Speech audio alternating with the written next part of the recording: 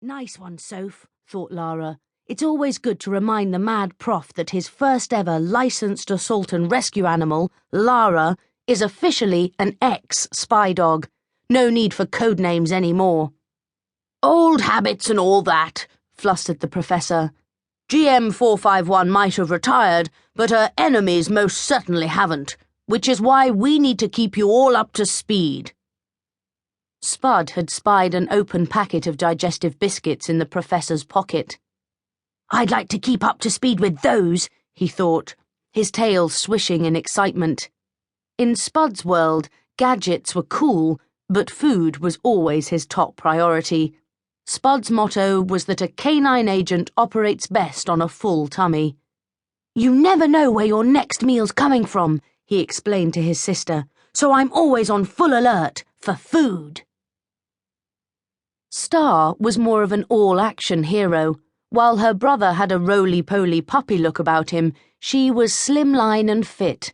Her black and white fur shone and her eyes glistened. Star listened intently as the white-coated professor went about his business. Right, follow me, team. I have something exciting to show you, he said. The dogs and children hurried along behind the scientist.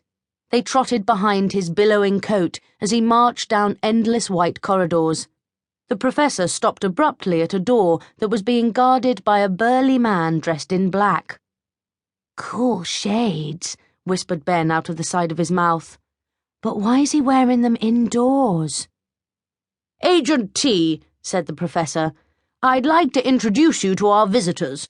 Would you please open the door and accompany us into the top-secret laboratory? Agent T pressed some numbers on a control pad and the door slid open. The small troop entered the lab and the door swished shut, Agent T guarding the exit. Cool, thought Lara, scanning the room, taking in the bubbling potions and whiteboards full of equations. I'm glad he's on our side. I shudder to think what would happen if the professor's brain power fell into the wrong hands. Inventions, grinned the professor, sweeping his hand round the room.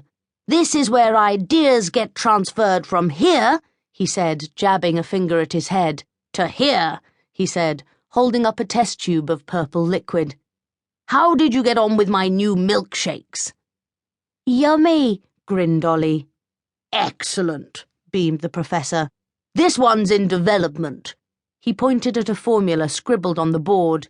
Frog's legs flavour, he said. It has a very interesting taste, but I'm also thinking of crisps, he added, peering over the top of his spectacles. Gap in the market, you see. Nobody's doing frog's legs crisps. Spud's ears stood to attention. Cool idea, Prof. Sophie shuddered.